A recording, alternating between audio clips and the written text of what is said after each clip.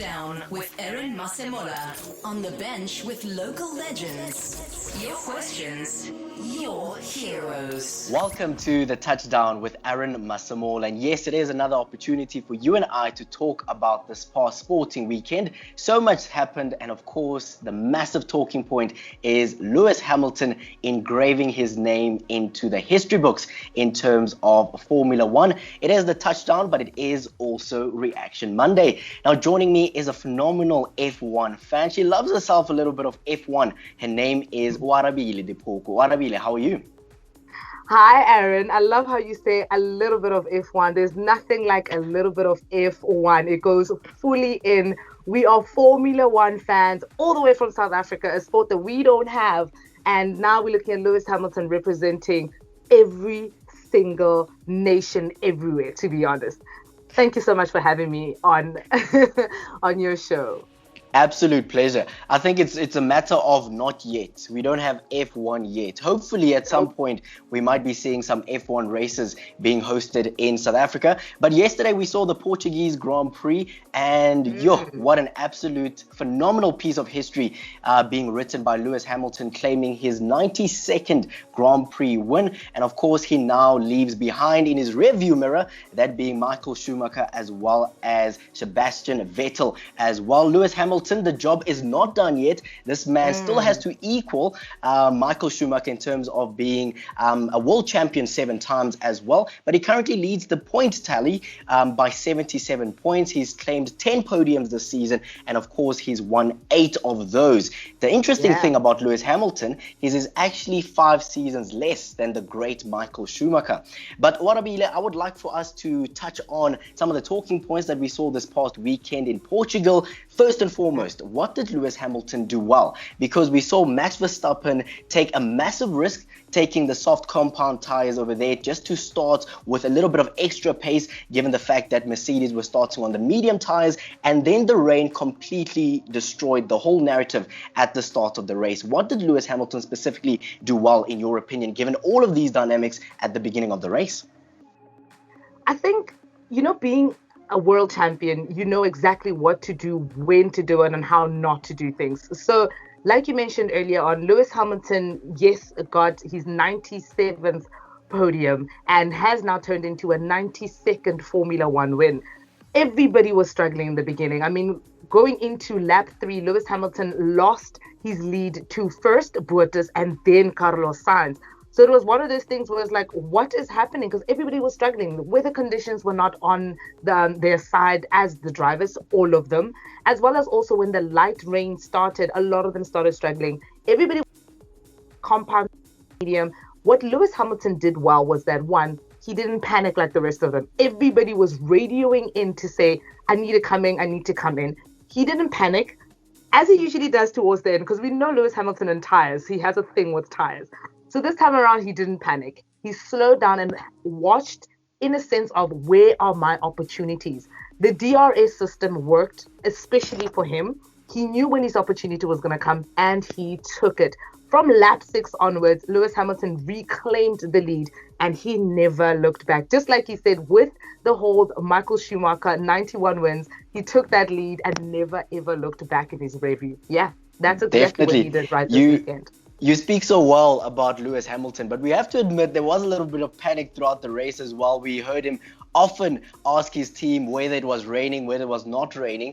And I think that sense of communication with the team, because everybody on the circuit was definitely concerned about whether it would rain or not, or whether they would have to work in an additional pit as well. But we talk so often about Lewis Hamilton. The thing that actually surprised me is the fact that he was not the driver of the day. That actually went to Sergio Perez, the man who currently races for Racing Point. And there's another old champion, the man who currently finds himself on 3rd in terms of the all-time most wins, that being Sebastian Vettel. This man is having an absolutely horrid season thus far, continues to struggle. These two drivers, Sergio Perez, Sebastian Vettel, what went on for them?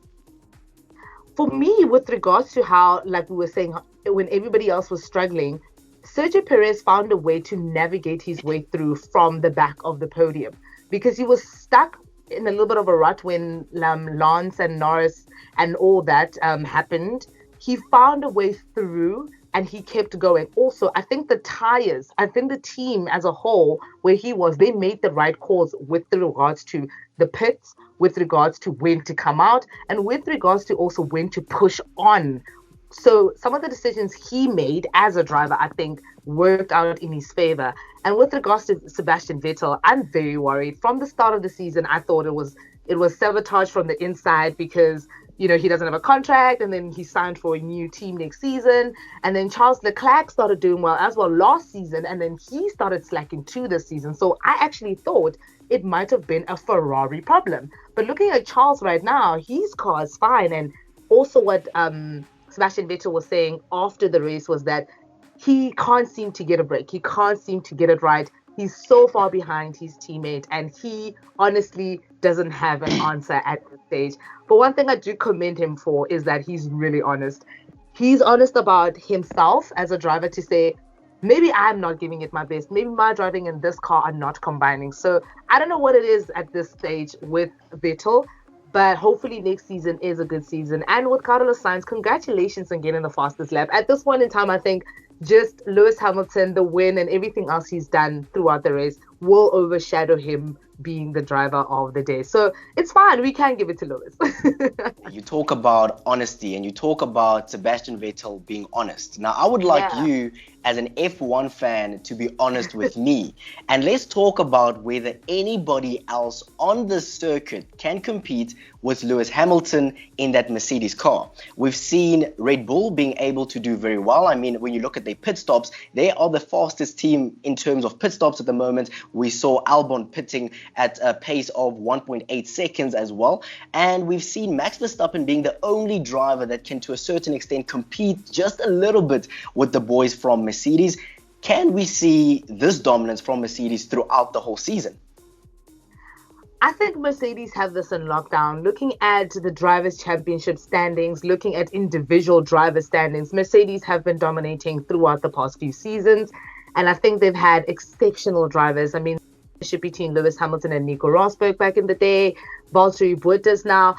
I do feel for Bottas. I don't know whether Bottas has that winning mentality. I want to push through. I want to keep going. I don't know whether he wants to take the risk on driving with 3 tires, because even during this weekend, I kept hearing him complain. Even when he had to pit, he wanted to be on different tires than Lewis Hamilton. And clearly that strategy wasn't going to work, but he wanted it so badly. So I'm very, very worried about Valtteri Bottas, especially mentality-wise. But looking at Max Verstappen, man, I see that boy being a future Mercedes driver because he has the heart, he has the passion, he has the age. He's still within the correct age right now. And for him to get his podium, for him to be third, that making it his 40th podium, by the way. That is Max Verstappen's 40th podium. And I truly believe he will give Mercedes a run for their money. He is an exceptional driver, just not this season. Mercedes seem to be dominating in all aspects. Even Ferrari are struggling to keep up.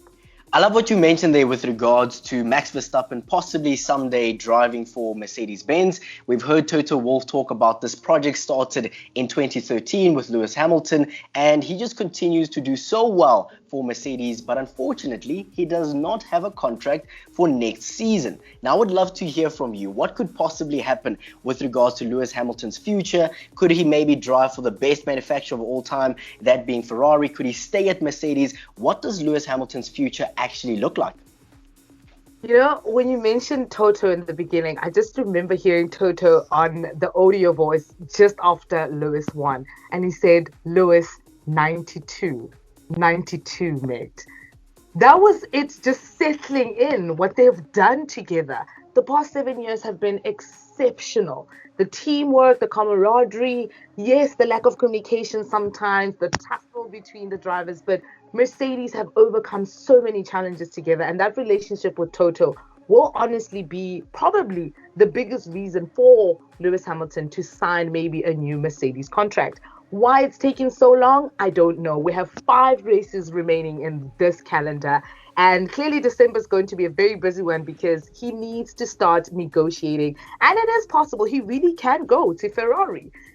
Whether Mercedes are willing to allow their world champion and future 7-time champion at that time to go Whether they'll give him up without a fight, that is entirely up to them. I think it will be a loss personally. He needs to stay at Mercedes. He is the face of Mercedes. Let's not lie. Let's not, try beat around the bush for that one. But his contract negotiation will be the biggest one of his career. He's 35 years old, and this should probably see him through to retirement. So I truly believe he will stay with Mercedes. Definitely. I love what you mentioned that you talk about the face of Mercedes. I mean, this man is the face of Formula One at the moment, and he'll definitely be the face of Formula One for the next few years to come.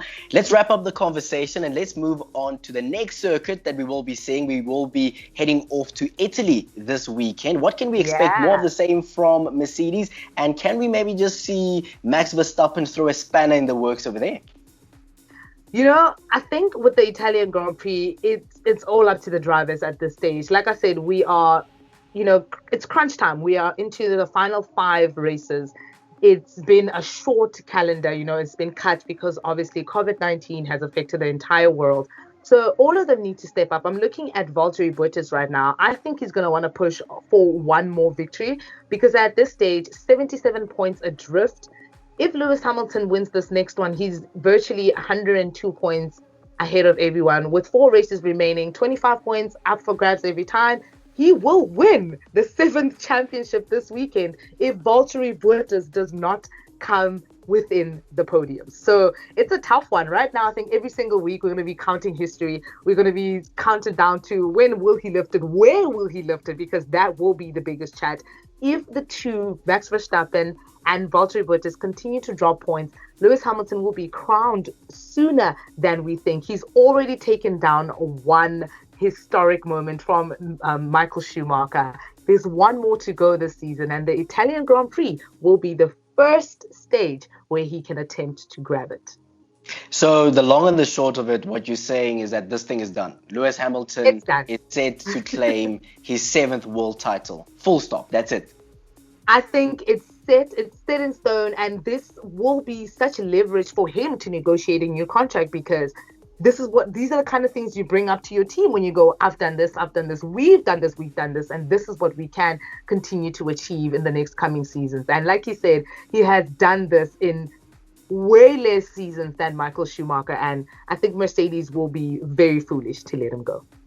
Absolutely beautiful. Oarabile Diphoko, thank you so much for joining me. I look forward to having more Formula One conversations with you.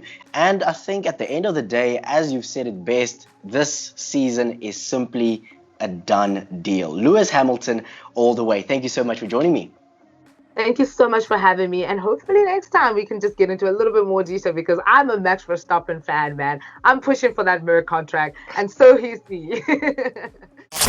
Touchdown with Aaron Masemola. On the bench with local legends. OFM Sport. The personalities behind the plays.